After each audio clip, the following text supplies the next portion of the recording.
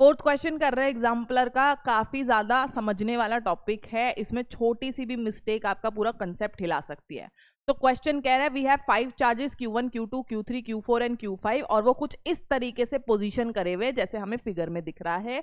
S जो है Gaussian surface है, ये जो अंदर छोटी सी आपको फिगर दिख रही है ये गॉसियन सरफेस है, और हमें बताया गया है कि गॉस लॉ कुछ ऐसा लिखा जाता है। इनडायरेक्टली गॉस लॉ के दो फॉर्मूले होते हैं, या तो हम क्लोज इंटीग्रल कर दे ई डॉट ds का, या फिर हम सीधा गॉस लॉ लगा दे q बाय एप्सिलॉन नॉट का।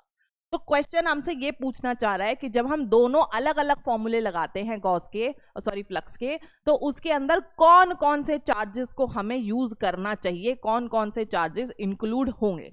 तो we are starting from RHS that is q by epsilon nought में बहुत क्लियर होता है गॉस लॉ में, इसमें तो कोई डाउट नहीं होना चाहिए कि जितना भी गॉसियन सरफेस के अंदर टोटल चार्ज रहेगा हमें सिर्फ वो यूज करना है। That means Gaussian surface is this much, ये जो हमें दिख रही है, तो only and only Q2 and Q4 must be the answer, जो कि गॉस लॉ के अंदर यूज होने हैं q बाय एप्सिलॉन नॉट में। जो कि RHS के अंदर अगर हम लोग देखें तो सिर्फ Q2 एंड Q4 इन दोनों में दिख रहे हैं,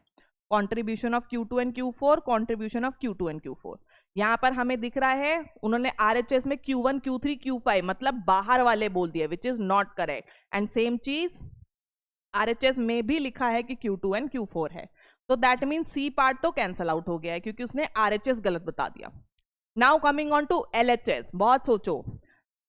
LHS के अंदर भी क्या सिर्फ गॉसियन के सरफेस के ही हमें चार्जेस काउंट करने हैं, क्योंकि बहुत बच्चों का डाउट होता है क्योंकि यहाँ पे क्लोज्ड इंटीग्रल है, मतलब इनक्लोज्ड जितने भी चार्जेस होंगे उनकी इलेक्ट्रिक फील्ड काउंट करनी है, but the answer is no. जो इलेक्ट्रिक फील्ड होती है, नेट इलेक्ट्रिक फील्ड, वो इस चार्ज की वजह से भी काउंट होगी, इस चार्ज की वजह से भी होगी, इसकी वजह से, इसकी भी होगी, इसकी भी होगी, दैट मीन्स ऑल द 5